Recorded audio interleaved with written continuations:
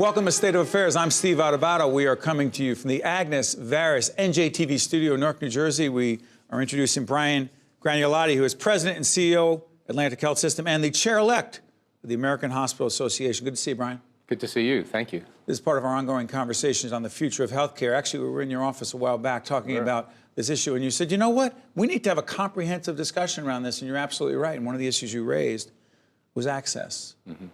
What's the issue with access to healthcare? You know, it's pretty interesting, and I think we saw it in this recent election. It's about access to insurance as well as access to care, and it's a big concern that everybody has.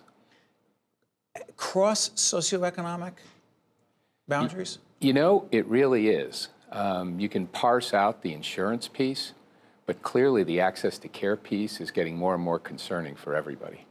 The other issue that you've raised, you've written about this, and by the way, Brian has a national role as well as being the CEO and president of Atlantic Health. You've talked about end-of-life issues. Now, New Jersey, and help me if I'm wrong, I know you will, we spend more at the end of life in terms of healthcare than any other state in the nation, correct?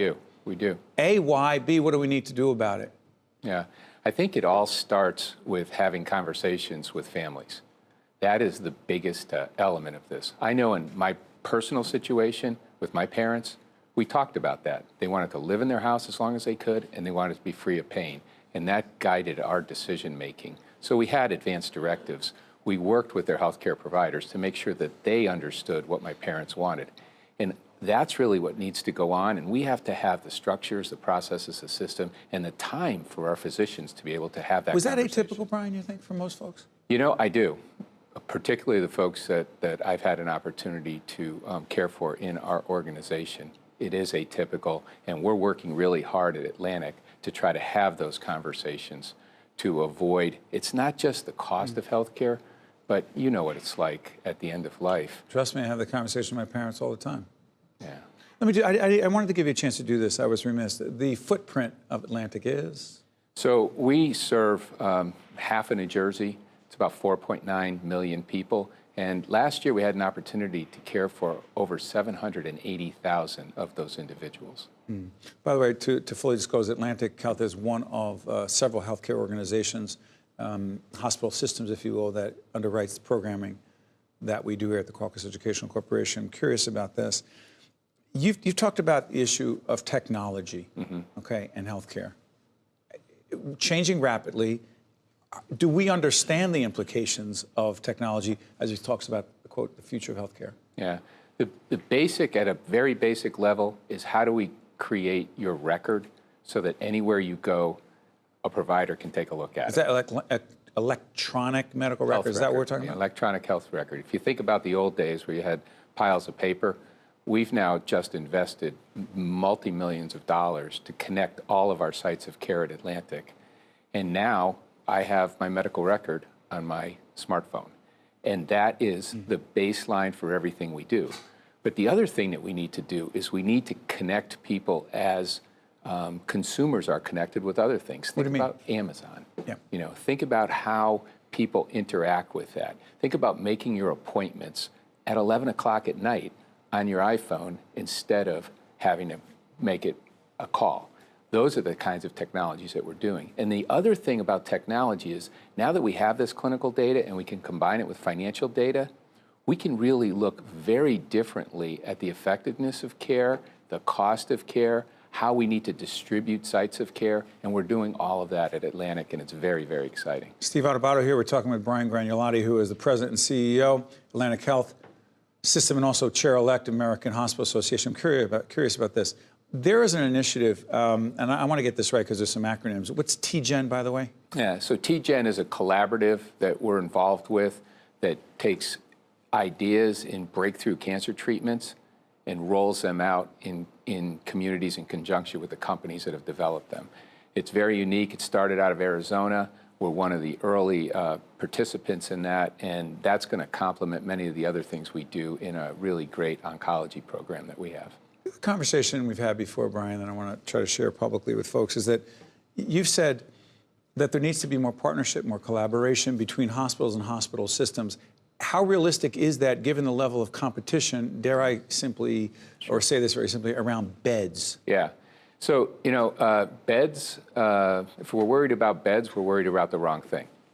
What we need to be worried about are our communities and the people that we have an opportunity to care for. And I'm actually very encouraged about some of the work that we're doing with other hospitals and health systems in this Break that down region. a little bit. Health Transformation Consortium, we talked about that when you were at my office. We brought together 6 other healthcare systems, so we basically have a network of physicians and facilities that runs from South Jersey all the way up to Bergen County. And within that system, we now have all of our employees of those systems being insured in a common way, because we self-insure all of our employees, and we want to lead by example. So that's an example of where you're working with others who you wouldn't have otherwise necessarily worked with on a common goal, which is to provide better access to health care at a lower cost for our own employees and their dependents. The highly competitive, bifurcated, hey, you're you, we're us, here's the wall, doesn't work. It doesn't work. Healthcare is a team sport. And it's not just between hospitals and health systems, it's between large physician groups, it's between insurers, and it's with drug companies. That's the only way we're going to solve this affordability problem in this country and meet the expectations that our patients have about easy access. Before I let you out of here, by the way, this is part of our ongoing series, the Future of Healthcare. Actually, as we tape today, the Commissioner of the Department of Health, Dr. Ellenhall, is coming in to talk about this. We've had a whole range of hospital executives, insurance executives, advocates, a whole range of folks talk about this issue, including nurses, big part of this discussion, and physician leaders. The question of, I asked you about access, then you got affordability, but the cost issue you just raised, before we finish this up, Sure. Do you truly believe that we have the potential, realistically, to lower healthcare costs as it relates to its piece of the overall GNP of our nation? Yes, we do and we must. If I we don't do think not, it's a choice. Brian, if we do not, If we do not, it's going to be regulated upon us through continued rate cuts, which are going to then decrease access to care and create an untenable situation. This week, there was an article in the Wall Street Journal about China. That's not where we want to be. right? This is a must, has It's a to be must. done. It has to be done. Brian Gragnolati, I want to thank you for joining us. We appreciate the conversation. We'll continue with you and your colleagues on the future of healthcare. Thank you, Brian. Thank you. Stay right there. We'll be right back right after this.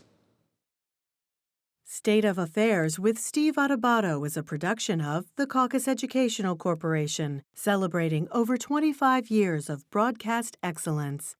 State of Affairs with Steve Adubato is brought to you from the Agnes Veris NJTV studio at 2 Gateway. Funding has been provided by Choose New Jersey, the Turl Fund, supporting Right from the Start NJ, NJIT, New Jersey Sharing Network, Keystone Mountain Lakes Regional Council of Carpenters, New Jersey Resources, and by Adler Aphasia Center,